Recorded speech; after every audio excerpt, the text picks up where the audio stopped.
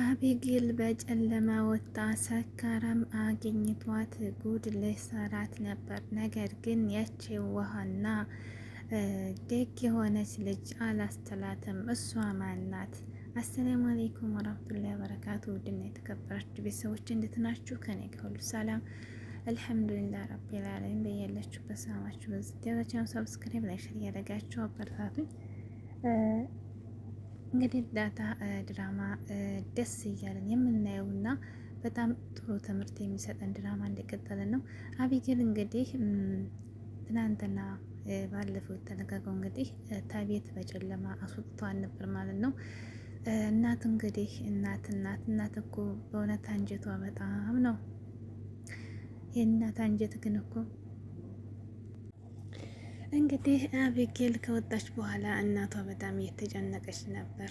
አባትና እናቷ እንግዲህ እየተመካከሩ ስልክ ምደውል እንዴ ብር ብላክላት እንዴ አልጋ ይዛ ታድራ ይሆን እንዴ እያለች እናይቱ በጣም ተምታታች።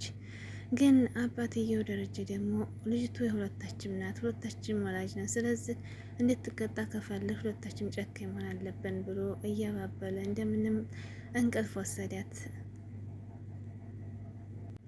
ሁላቸውም ተኝተው ዳታ የብቻ ቀረች። ዳታ ግን አንድ እሷ ጨካኝ የለችም።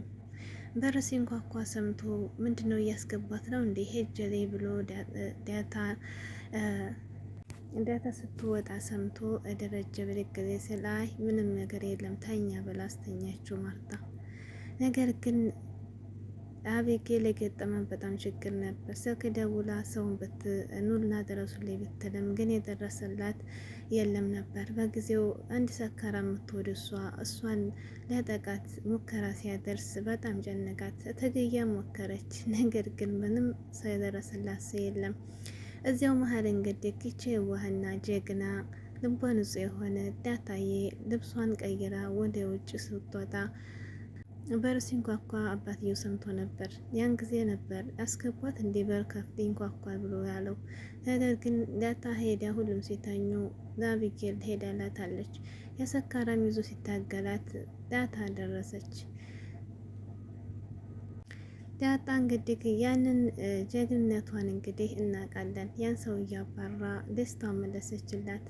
ከዚያም ቁጭ ብለው ሲዋሩ ከዚያ በኋላ ደረጀ ማርታን ሲያት እንቅልፍ ወስዷታል። እንደገና ቀስ ብሎ ተንስቶ እሱም መኪናዋ ቀስቅሶ ወጣ። አላስችሎ ብሎ ወጥቶ ሲወጣ ግን ዳታንና አቢጌል አንድ ላይ ሆነው ነበር ያገኛቸው። በጣም ተገረመ።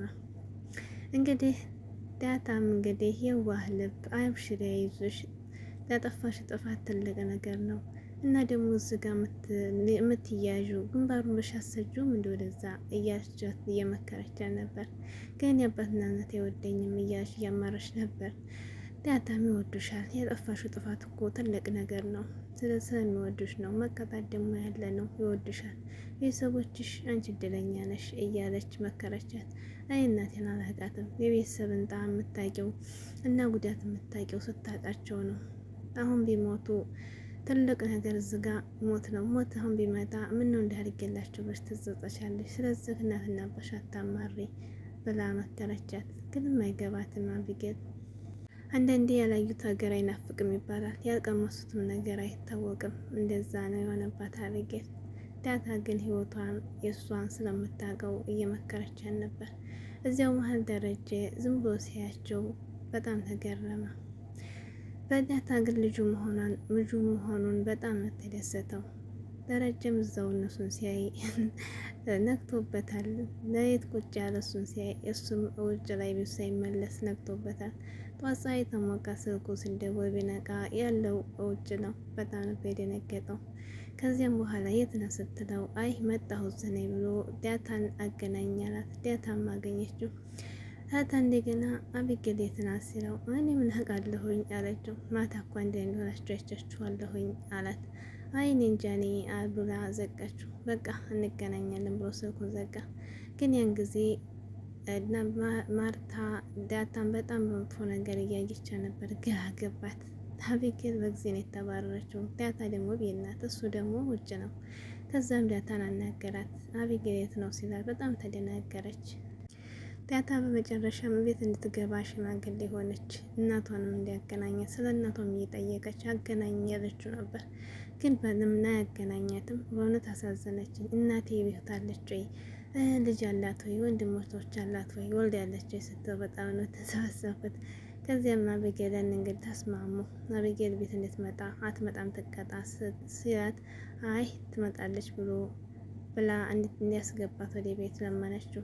በስተ መጨረሻም ደግሞ አቤጌልን ፈልጋ ሄዳ ወደ ቤት ልታመጣት ሻንጣዋን ይዛ አመጣቻት። ግን አታመሰግንኝም እንዴ? እኔ እኮ ስለለመንኩት ነው አባትሽ የመለሰሽ አለቻት። በጣም ምትገርም በእውነት አንቺ በእኔ ቦታ ስትይ ምን ይሰማሻል ስትላት ደስ ነበር የሚለኝ በአንቺ ቦታ ስሆን አለቻት። የክፋቷ ጥግ ማለት ነው። ዝቢላ በጣም ነው አቤጌል በእውነት እንደው ሰው አመሰግናለሁ አይልም እንዴ? ጉድ እኮ ነው። ዳጣ ልብ ግን ንጹህ ልብ በጣም ደስ ይላል። አንዳንድ ጊዜ በእውነት እንደዚህ ዝክን ያክል ነው። እንግዲህ እህትሽን በሆን ነበር ያለቻት እና ተሳስታ ያው እሷ ደግሞ ስለጓጓች አንቺ እህቴ ነሽ እንዲህ እያለ ያው እሷም ነገር ስለሆነ በውስጧ የምታጠነጥነው አቤጌል በጣም አጨናነቀች ማለት ነው። ግን ዝጋ በእውነት ማርታም በጣም ጥሩ ሰው ናት። ለልጆቿን መቀጠሎቿን ሊሳከሉም ለባሏም ክብር ቤቷ ክብር በጣም አላት። ንጹህ ደግሞ እንግዲህ ዳጣዬ እየበደለቻትም ለክፉ አደረሰችላት ማለት ነው። እና የተዛ ሁሉ ጭንቅ አውጥታት ከዛ ደግሞ አባቷን ሸምግላ ወደ ቤት እንድትገባ አድርጋት አመሰግንሻለሁ እንኳ ብላ ማለት ርህራሄ ነገር የላትም። በጣም ጨካኝ ናት። አቤጌል ማለት ነው።